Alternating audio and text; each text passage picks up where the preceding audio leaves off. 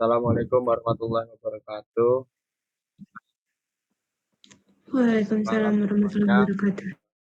Perkenalkan, saya Muhammad Agus Prasetyo dengan kelompok saya yang katakan Fadila Angliana dan Sayu Mada Gita Maluku. Nah, pada kesempatan kali ini eh, kami akan mempresentasikan materi bab 6 intelektual property atau kekayaan intelektual yang diambil dari buku dan dari beberapa sumber. Materi ini membahas bagaimana ide, inovasi, dan karya manusia dapat menjadi aset berharga yang perlu dilindungi secara hukum maupun etika. Oke, ini saya akan mempersilahkan kepada rekan saya, yaitu Sayu Madagita. Pada Sayu dipersilahkan. Oke, baik. Di sini saya akan mempresentasikan untuk materi yang awal, yaitu pada bagian pendahuluan dari bab 6 dengan judul Intellectual Property atau kekayaan intelektual. Nah, pada slide pertama ini, di sini kita akan membahas tentang pendahuluan yang dimana sebelum kita masuk ke pembahasan yang lebih dalam, di sini saya akan mulai dari kutipan yang menarik dari Bill Gates, yaitu beliau mengatakan intellectual property has the shelf life of a banana, yang dimana artinya kekayaan intelektual itu punya masa simpan sependek buah pisang. Nah, bisa cepat basi kalau misalkan tidak dijaga dan juga dilindungi dengan baik. Nah, maknanya itu tuh cukup dalam. Jadi Bill Gates ini menegaskan bahwa ide atau karya yang tidak dilindungi itu akan mudah diambil, disalahgunakan, atau bahkan dilupakan. Padahal kekayaan intelektual itu adalah salah satu aset paling berharga di era modern saat ini. Nah, kekayaan intelektual itu juga mencakup hasil kreativitas dan juga inovasi manusia seperti karya seni, tulisan, musik, software, dan juga penemuan baru. Semuanya punya nilai ekonomi dan juga pantas mendapat perlindungan hukum. Nah, sebagai contoh di sini ada kasus terkenal Sinovel vs AMSC yang dimana perusahaan Cina waktu itu bernama Sinovel mencuri software milik American Superconductor untuk digunakan dalam sistem turbin angin mereka. Nah, akibatnya AMSC mengalami kerugian yang sangat besar dan kehilangan sebagian besar pasarnya. Kasus ini juga menunjukkan bahwa pelanggaran kekayaan intelektual bukan hanya merugikan secara materi, tapi juga bisa menghancurkan reputasi dan kepercayaan publik. Nah, jadi dari sini kita bisa lihat bahwa perlindungan kekayaan intelektual itu bukan cuma soal hukum, tapi juga soal etika dan juga tanggung jawab moral dalam menghargai hasil karya orang lain. Oke, next.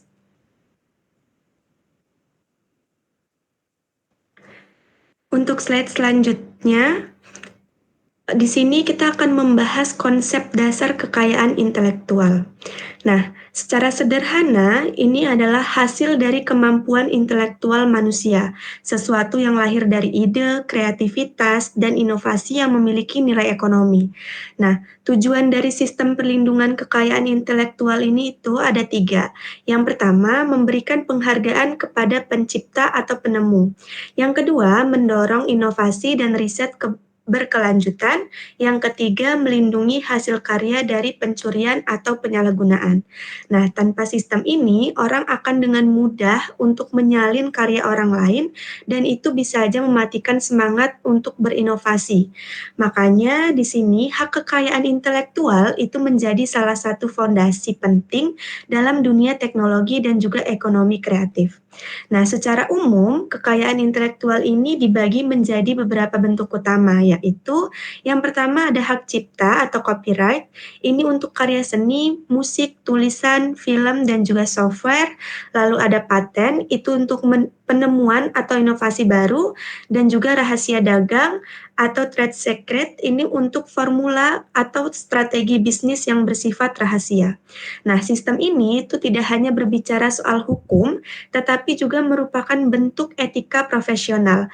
Bagaimana kita menghormati hasil karya orang dan mendapatkan pengakuan yang pantas atas hasil karya kita sendiri. Oke, next.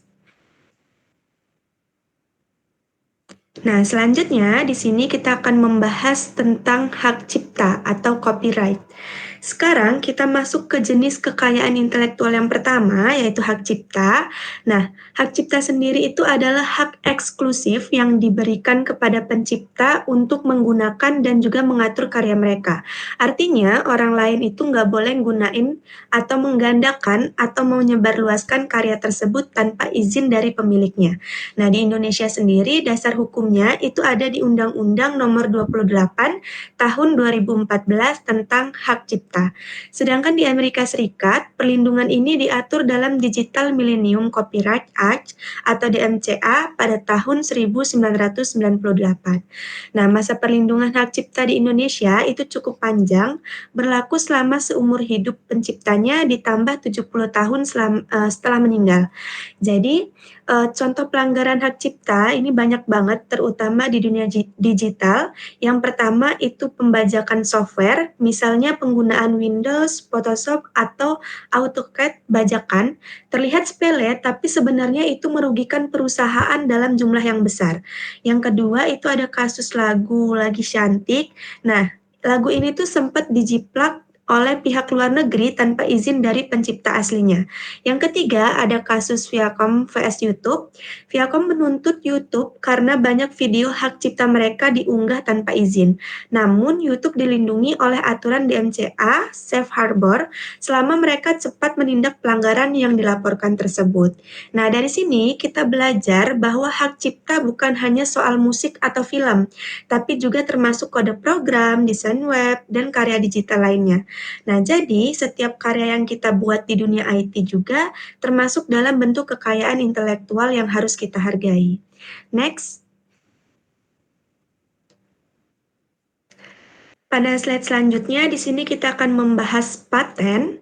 Nah, kalau hak cipta melindungi ekspresi ide, paten melindungi ide untuk atau inovasi itu sendiri. Paten diberikan kepada penemu agar dia memiliki hak eksklusif atas penemuan tersebut untuk jangka waktu yang tertentu. Nah, syarat utama agar suatu penemuan bisa dipatenkan ada 3. Yang pertama yaitu baru, yaitu belum pernah ada sebelumnya. Yang kedua bermanfaat, ini punya manfaat praktis dan bisa digunakan oleh orang lain. Lalu tidak obvious atau non-obvious ini tidak bisa dengan mudah ditebak oleh orang lain. Nah, jenis-jenis paten itu juga ada beberapa. Yang pertama ada utility paten. Ini untuk penemuan teknis seperti mesin, metode, atau perangkat lunak. Yang kedua ada desain paten. Ini untuk desain produk seperti bentuk smartphone. Lalu plant paten ini untuk tanaman hasil rekayasa genetika.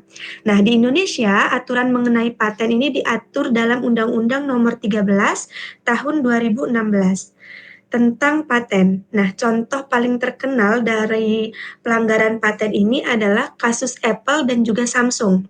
Apple menuduh Samsung meniru desain iPhone, mulai dari bentuk layar sampai ke ikon aplikasinya. Dan hasilnya, Apple memenangkan sebagian besar gugatan tersebut. Nah, kalau di Indonesia, paten juga mulai banyak dimiliki oleh perusahaan teknologi lokal.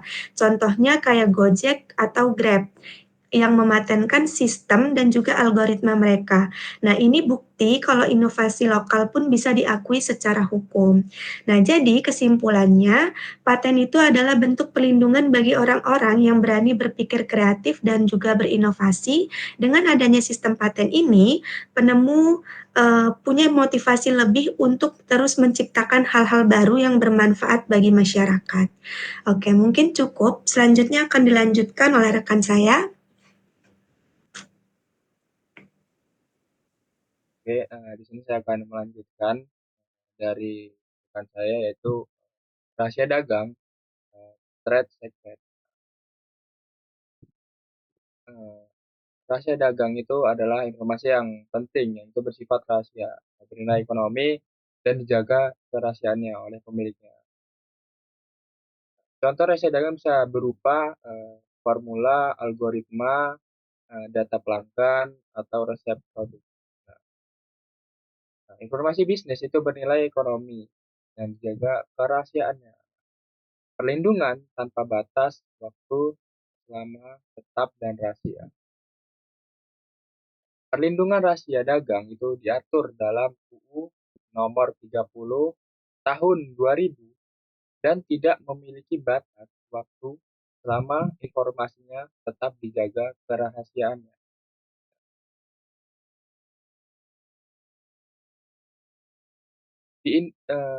Contoh yang paling terkenal adalah formula Coca-Cola, eh, algoritma Google. Nah, informasinya telah dijaga, informasinya telah dijaga kerahasiaannya selama lebih dari 1 abad.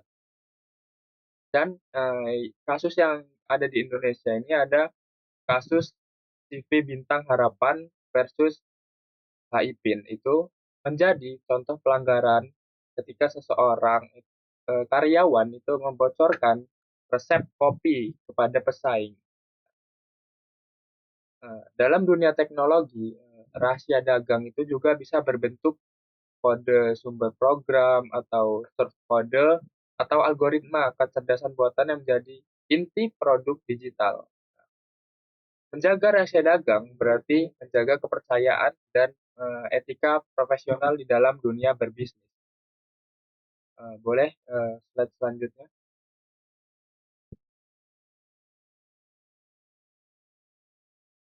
Nah, di slide selanjutnya ini hukum internasional. Perlindungan kekayaan intelektual itu tidak hanya berlaku di tingkat nasional, tetapi juga secara global atau secara internasional. Beberapa lembaga dan perjanjian penting dalam hukum internasional. Antara lain, yang pertama itu ada WIPO atau bisa disebut World Intellectual Property Organization, itu koordinasinya Global KI. Lembaga ini di bawah PBB yang menangani kebijakan KI dunia. Lalu yang kedua ada TRIPS Argumen atau WTO 1994, itu perjanjian WTO yang mengatur standar perlindungan milenial minimal antar negara. Nah, selanjutnya itu GMK 1998, itu larangan distribusi alat pembobolan proteksi digital. Yang ketiga itu ada Amerika Invent Invent As 2011, itu sistem First Investor to File untuk paten. Nah, selanjutnya itu ada global. Globalisasi menuntut kolaborasi etika lintas negara. Melalui kerja sesama internasional ini, negara-negara di dunia ini berupaya menciptakan sistem hukum yang adil dan saling melindungi inovasi lintas batas negara. Namun, tantangan terbesarnya itu tetaplah pada penegakan hukum digital, karena pelanggaran sering terjadi di ruang maya yang sulit dilacak. Oke, boleh di slide selanjutnya. Nah, di slide selanjutnya ini ada isu etika kekayaan intelektual. Kekayaan intelektual itu tidak hanya soal hukum, tapi juga erat dengan etika profesional. Ada beberapa isu etika yang sering muncul, di antaranya yang pertama plagiarism.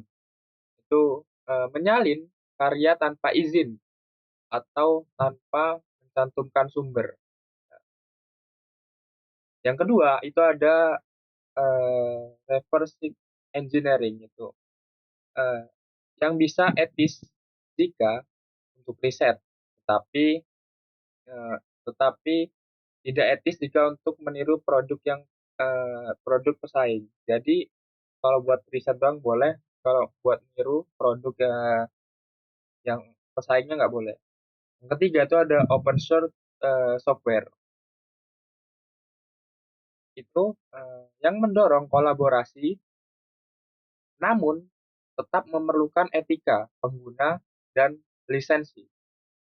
Yang keempat itu ada cyber wanting, yaitu membeli domain nama terkenal untuk dijual kembali dengan harga tertinggi.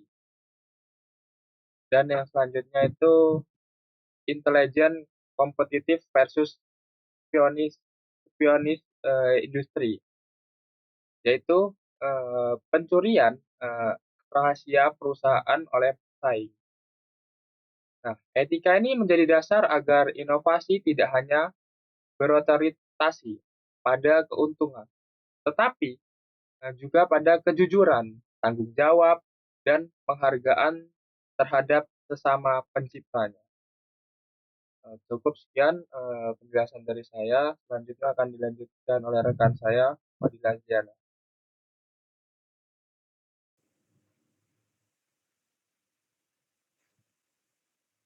Baik, di sini saya akan melanjutkan materinya, yaitu untuk etika AI dan kepemilikan karya digital. Nah, sekarang ini banyak sekali karya yang dibuat pakai AI, mulai dari teks, musik, sampai gambar. Pasti kita bertanya-tanya, siapa sebenarnya pemilik karya yang dihasilkan oleh AI tersebut? Nah, jadi dasar hukum di Indonesia belum mengatur AI sebagai subjek hukum. Namun dari definisi hukum di Indonesia, yaitu Undang-Undang 28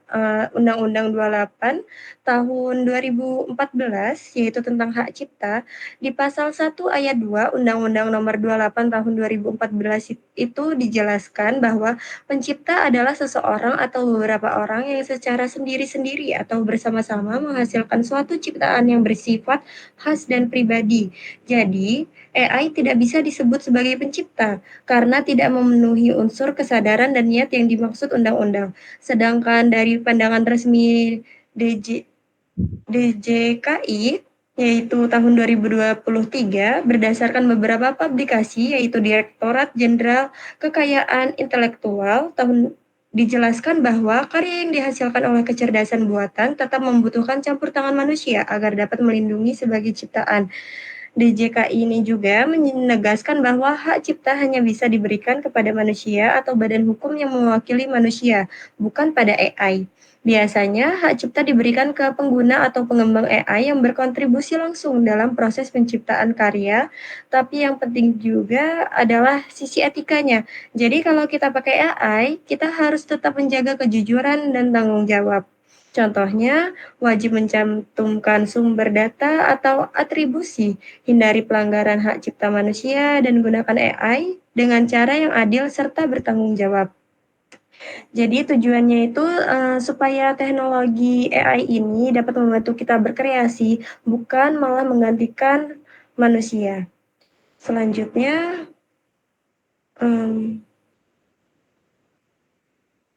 untuk konteks Indonesia. Kalau kita lihat di Indonesia, ada 3 lembaga utama yang berperan penting, yaitu ada DJKI, Kemenkumham, Kominfo, dan BSSN. Nah, ini lembaga ini adalah yang berperan penting dalam urusan kekayaan intelektual di era digital. Terus kalau DJKI Kemenkumham ini yaitu lembaga yang mengurus pendaftaran dan perlindungan hak cipta, paten, dan merek. Lalu kalau untuk Kominfo ini berfokus pada kebijakan digital dan literasi masyarakat. Sedangkan yang terakhir yaitu BSSN yang berperan dalam menjaga keamanan data dan sistem digital. Tapi ada beberapa tantangan besar yang masih kita hadapi. Pertama, yaitu pembajakan digital tinggi, yaitu lebih dari 80% konten digital yang beredar itu adalah bajakan. Lalu yang kedua, ini adalah rendahnya kesadaran masyarakat tentang kekayaan intelektual yang masih rendah karena banyak yang belum tahu kalau karya digital juga itu dilindungi oleh hukum. Lalu yang terakhir yaitu lemahnya penegakan hukum digital, yaitu terutama pada kasus pembajakan online atau plagiarisme. Meski begitu, pemerintah sudah mulai melakukan berbagai upaya, seperti yang pertama yaitu program edukasi kekayaan intelektual di universitas dan startup, lalu ada kolaborasi antara DJKI, YouTube, dan Google buat kampanye anti pembajakan dan juga sertifikasi profesi serta kampanye anti plagiarisme untuk meningkatkan kesadaran masyarakat. Jadi pelan-pelan pemerintah, kampus, dan industri digital mulai bekerja sama membangun budaya etika dan kesadaran hukum tentang kekayaan intelektual. Selanjutnya, yaitu ada studi kasus akhir. Jadi di topik ini kami membahas tentang AI dan hak cipta yang sekarang jadi isu penting banget karena AI ini bisa bikin karya secara otomatis.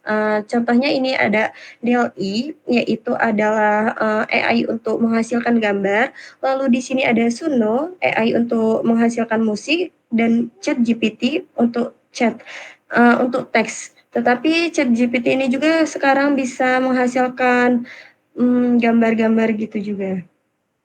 Nah, kalau dari sisi etika, hal yang paling penting adalah atribusi dan transparansi dataset AI. Artinya, kita harus tetap jujur dan terbuka tentang sumber data yang digunakan, serta tetap menghormati karya manusia lain yang mungkin dijadikan bahan oleh AI.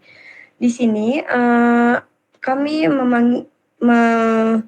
buat simulasi kasusnya, yaitu sebagai contoh, kita membayangkan seorang yang membuat poster lomba, tetapi dia memakai AI DALL-E, ternyata belajar dari karya ilustrator orang lain tanpa izin dan hasilnya diunggah ke media sosial tanpa mencantumkan sumber. Nah, ini orang ini seharusnya tidak boleh karena dalam situasi ini AI-nya memang yang menggambar, tetapi penggunanya harus bertanggung jawab karena dialah yang memberikan perintah.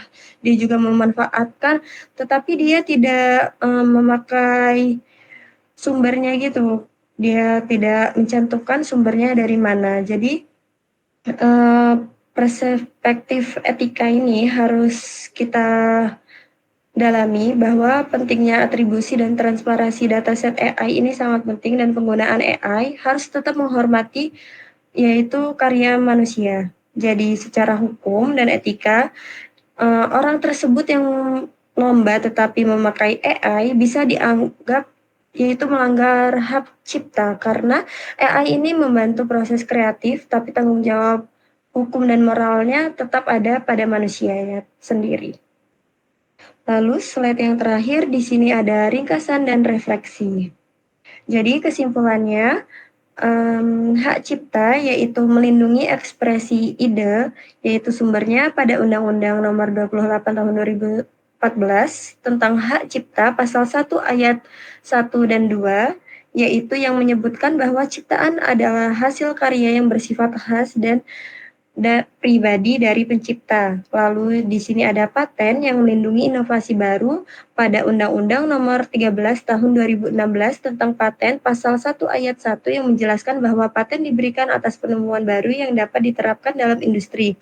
Yang ketiga ada rahasia dagang, yaitu melindungi strategi bisnis. Undang-undang nomor tercantum dalam Undang-Undang Nomor 30 Tahun 2000 tentang rahasia dagang, yaitu pasal 1 ayat 1 yang menjelaskan bahwa rahasia dagang yang mencakup informasi yang memiliki nilai ekonomi dan dijaga kerahasiaannya. Dan yang terakhir yaitu etika, yaitu menjaga keseimbangan antara inovasi dan keadilan. Sumbernya dari Reynolds tahun 2014, yaitu dalam buku Ethics in Information Technology, chapter 6, yaitu membahas etika dalam perlindungan hak cipta dan penggunaan teknologi digital secara bertanggung jawab. Intinya, hukum memberi perlindungan dan etika memberi arah. Jadi dua-duanya harus berjalan seiringan supaya perkembangan teknologi tetap adil dan bermanfaat bagi semuanya. Jadi di sini selanjutnya saya akan membuka pertanyaan untuk sesi diskusi kami, yaitu untuk pertanyaan yang pertama, apakah dapat dianggap pencipta secara apakah AI dapat dianggap pencipta secara hukum? Di sini teman-teman, apakah ada yang ingin menjawab? Untuk soal nomor 1, saya ingin menjawab Dila. Iya, silahkan Sayugita. Oke, untuk pertanyaan di sini yang nomor 1, apakah AI dapat dianggap sebagai pencipta secara hukum? Nah, jadi menurut pendapat saya itu tidak bisa karena AI itu bukan subjek hukum, sama seperti yang sudah tadi dijelaskan oleh Fadila, berdasarkan Undang-Undang Nomor 28 Tahun 2014 tentang Hak Cipta, yang dimaksud pencipta itu adalah seorang atau beberapa orang yang secara sendiri atau bersama-sama menghasilkan karya berdasarkan kemampuan intelektualnya. Nah, AI sendiri itu hanyalah alat atau sistem buatan manusia yang dimana bukan individu yang memiliki kehendak, niat, ataupun tanggung jawab hukum. Karena itu, AI tidak bisa diakui sebagai pencipta sah secara hukum. Sama halnya seperti robot ataupun mesin cetak. Nah, dengan demikian, kepemilikan karya yang dihasilkan AI itu tetap berada pada manusia yang mengoperasikan atau memprogram AI tersebut. Mungkin cukup. Baik, terima kasih Gita. Selanjutnya di sini ada pertanyaan yang kedua, yaitu mengapa pelanggaran KI sering terjadi di sektor digital? Di sini ada yang ingin menjawab lagi? Apakah Aldi? Izin menjawab ya, dua ini. Mengapa? Ya, silahkan. Mengapa pelanggaran kekayaan intelektual itu sering terjadi di sektor digital? Nah, kalau menurut saya itu karena kemudahan akses dan replikasi di dunia digital. Dunia digital itu memiliki sifat mudah disalin, dibagikan, dan disebarkan tanpa batas. Contohnya satu file musik atau software atau gambar itu bisa diunduh jutaan kali tanpa kehilangan kualitas. Nah, hal ini membuat pelanggaran hak cipta itu seperti pembajakan software, streaming ilegal, atau plagiarisme, plagiarism konten digital itu sangat mudah dilakukan. Nah, kurangnya kesadaran hukum digital juga membuat masyarakat ini menganggap eh, download gratis lah sebagai hal yang wajar. Padahal itu tuh melanggar hak cipta. Eh, Cukup sekian menurut pendapat saya.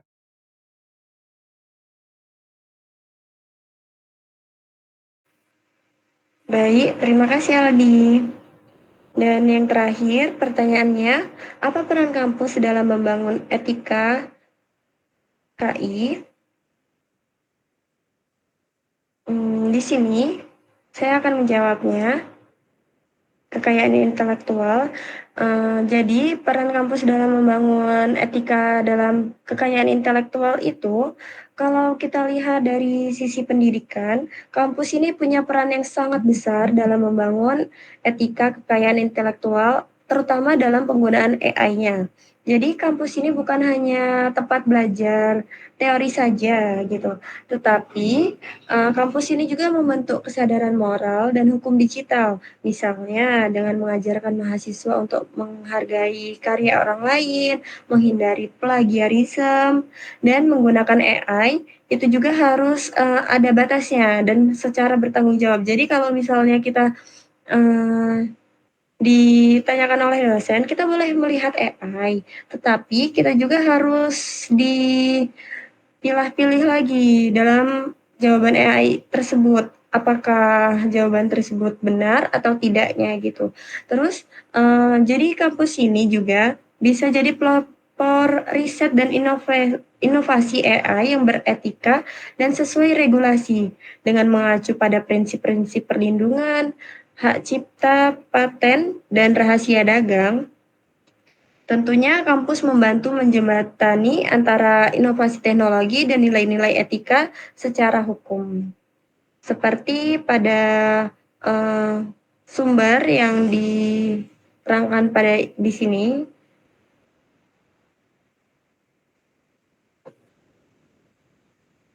Jadi mahasiswa dan dosen ini harus sama-sama menjadi yang melalui repository kampus dan sistem Turnitin Checker. Jadi universitas ini dapat membantu budaya akademik yang menghargai integritas dan kejujuran ilmiah. Dengan begitu, kampus bukan hanya seperti yang tadi. Jadi inisiatif yang seperti ini akan menumbuhkan etika profesional, semangat berinovasi, dan rasa tanggung jawab terhadap kekayaan intelektual di kalangan akademisi. Mungkin cukup sekian. Apakah teman-teman ada yang ingin menambahkan? Cukup sih kalau dari saya cukup. Cukup bila saya kembalikan kepada moderator. Oke, sekian presentasi dari kami tentang bab 6 intellectual property atau kekayaan intelektual. Nah, semoga materi ini bisa memberi pemahaman baru tentang pentingnya melindungi hasil karya, baik secara hukum maupun secara etika. Mari kita menjadi generasi yang tidak hanya kreatif dan inovatif, tapi juga menjunjung tinggi integritas dalam setiap karya yang diciptakan. Cukup sekian dari kelompok kami, kurang lebihnya kami mohon maaf. Wassalamualaikum warahmatullahi wabarakatuh.